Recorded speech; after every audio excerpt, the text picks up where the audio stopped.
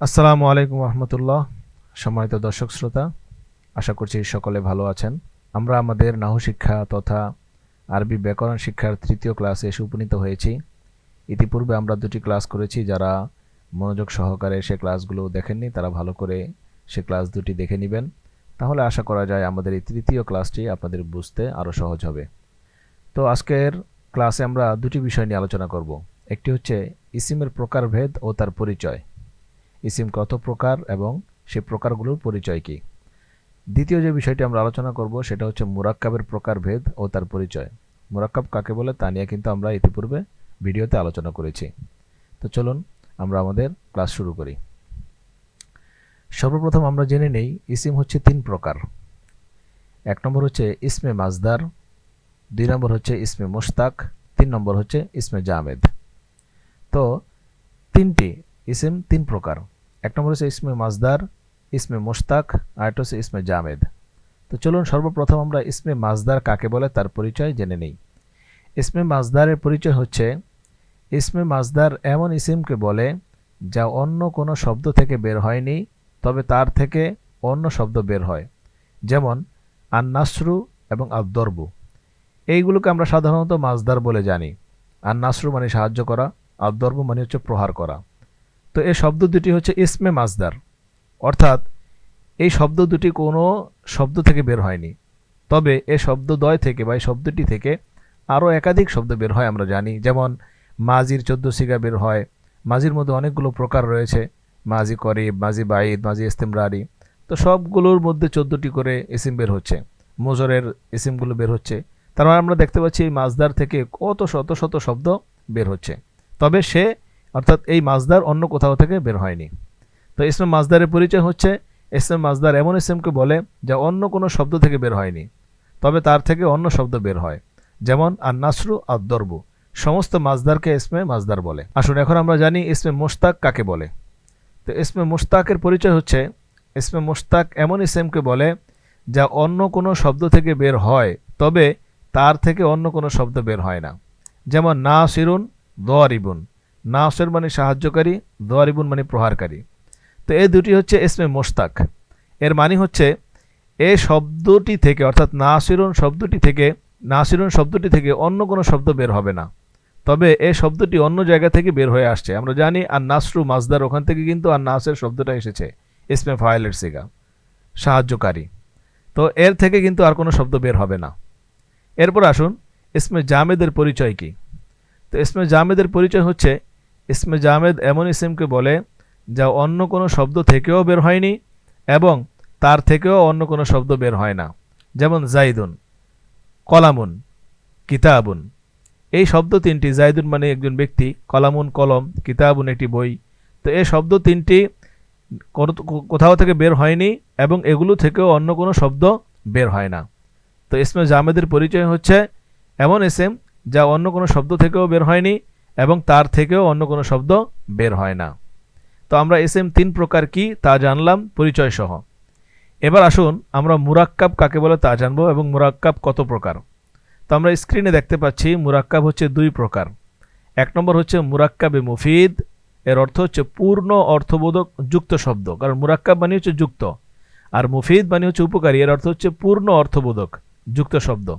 এক নম্বর প্রকার।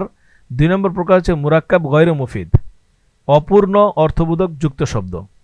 তাহলে মুরাক্কাব দুই প্রকার, একটা হচ্ছে মুরাক্কাবে মুফিদ আর হচ্ছে মুরাক্কাবে গয়রে মুফিদ। তো চলুন এখন হচ্ছে এগুলোর পরিচয় আমরা জানি। মুরাক্কাবে মুফিদ কাকে বলে? মুরাক্কাবে মুফিদ ওই মুরাক্কাবকে বলে যার বক্তা বক্তব্য দিয়ে চুপ করলে শ্রোতাগণ তার থেকে কোনো খবর তথা সংবাদ বা তলব তথা চাহিদা বুঝতে পারে। অর্থাৎ বক্তা কোনো কিছু বলার পরে যদি চুপ থাকে, তাহলে শ্রোতা বুঝতে পারে তিনি কোনো খবর দিচ্ছেন অথবা তিনি কোনো কিছু চাচ্ছেন।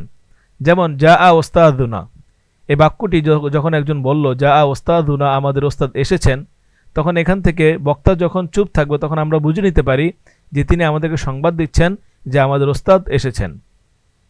যা আ রশিদুন ফাজালাসা, যে রাশেদ এসেছে অতঃপর সে বসলো। এখান থেকে আমরা বুঝতে পারলাম যে বক্তা এই বাক্যটি বলার দ্বারা আমাদেরকে কোনো সংবাদ দিচ্ছে। তো সুতরাং মুরাক্কাব মুফিদ হলো ওই মুরাক্কাব যার বক্তা বক্তব্য দিয়ে চুপ করলে শ্রোতাগণ তার থেকে কোনো সংবাদ কিংবা চাহিদা বুঝতে পারে। এখানে একটি বিষয় আমাদের মনে রাখতে হবে, সেটা হচ্ছে মুরাক্কাবে মুফিদের আরও কিছু নাম রয়েছে। মুরাক্কাবে মুফিদের আরও কিছু নাম, সেগুলো কি কি? এক নম্বর হচ্ছে জুমলা। মুরাক্কাবে মুফিদকে আমরা জুমলাও বলতে পারি, কালামও বলতে পারি, মুরাক্কাবে তামও বলতে পারি এবং মুরাক্কাবে ইসনাদিও বলতে পারি। তো কয়টা নাম পেলাম? 4টা নাম।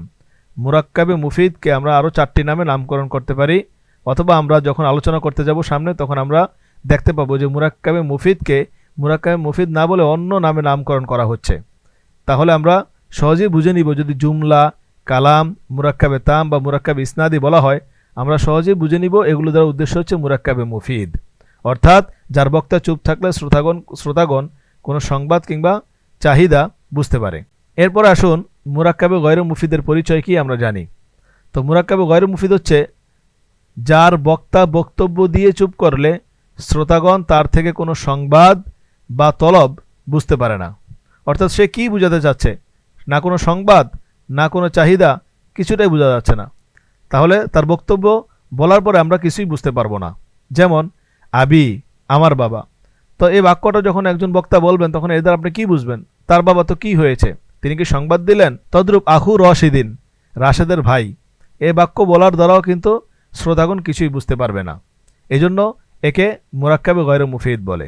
তো চলুন এখন আমরা মুরাক্কাবে মুফিদ এবং মুরাক্কাবে গয়রে মুফিদ নির্ণয় করি, কিছু অনুশীলন করা যাক। নিচে কয়েকটি বাক্য দেওয়া হয়েছে, এই বাক্যগুলো থেকে মুরাক্কাবে মুফিদ কোনটা এবং মুরাক্কাবে গয়রে মুফিদ কোনটা তা আমরা নির্ণয় করব। যেমন বিরু জমজমা, জমজম কূপ। তো জমজম কূপ এটা কি মুরাক্কাবে মুফিদ না গয়রে মুফিদ? হ্যাঁ, নিশ্চয়ই মুরাক্কাবে গয়রে মুফিদ, কারণ অসম্পূর্ণ। সে কি বোঝাতে চাচ্ছে আমরা বুঝতে পারছি না। আল ফাল্লাহু নাশীতুন, কৃষকটি উদ্যমী।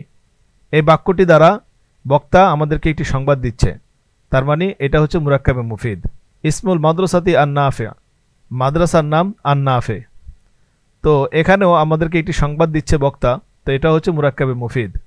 মুদিরুহা আলিমুন মাহিরুন, এটিও পূর্ণ অর্থবোধক একটি বাক্য, আমাদেরকে সংবাদ দিচ্ছে যে তার পরিচালক হচ্ছে একজন দক্ষ আলেম। তো এটা হচ্ছে মুরাক্কাবে মুফিদ। যালিকা বাইতুন, উহা একটি বাড়ি। তো এটা দিয়েও একটি পরিপূর্ণ বাক্য বোঝা যাচ্ছে এবং আমাদেরকে সংবাদ দিচ্ছে, সুতরাং এটা মুরাক্কাবে মুফিদ। আনা তিলমিদুন, মুরাক্কাবে মুফিদ। কিতাবুন মাফতুহুন, মুরাক্কাবে মুফিদ। আল ওয়ালাদু শরীফুন, মুরাক্কাবে মুফিদ। ওয়ালাদু খালিদিন, খালেদের ছেলে, এটা মুরাক্কাবে গয়রে মুফিদ। আকালাত ফাতিমাতু, মুরাক্কাবে মুফিদ। বিআতু, আমি ক্রয় করেছি, মুরাক্কাবে মুফিদ। গুরফাতু রাশিদিন ওয়াসিআতুন, মুরাক্কাবে মুফিদ। আল কাবাতু বাইতুল্লাহ, মুরাক্কাবে মুফিদ। হাদিহি কুররাসাতুন সগীরাতুন, মুরাক্কাবে মুফিদ। কেন মুরাক্কাবে মুফিদ হলো, কেন মুরাক্কাবে গয়রে মুফিদ হলো, এগুলো আপনারা বাড়িতে আরও ভালোভাবে আরও বাক্য লেখে নির্ণয় করুন, অনুশীলন করুন। আশা করছি মুরাক্কাবে মুফিদ এবং মুরাক্কাবে গয়রে মুফিদের মাঝে আপনাদের কোনো সমস্যা থাকবে না। আজকের ক্লাস এ পর্যন্তই। ভবিষ্যতে আমরা চতুর্থ পর্ব নিয়ে আপনাদের সামনে আসব। সে পর্যন্ত ভালো থাকুন, সুস্থ থাকুন। জাযাকুমুল্লাহু আহসানাল জাযা। ওয়াসসালামু আলাইকুম ওয়া রাহমাতুল্লাহি ওয়া বারাকাতুহু।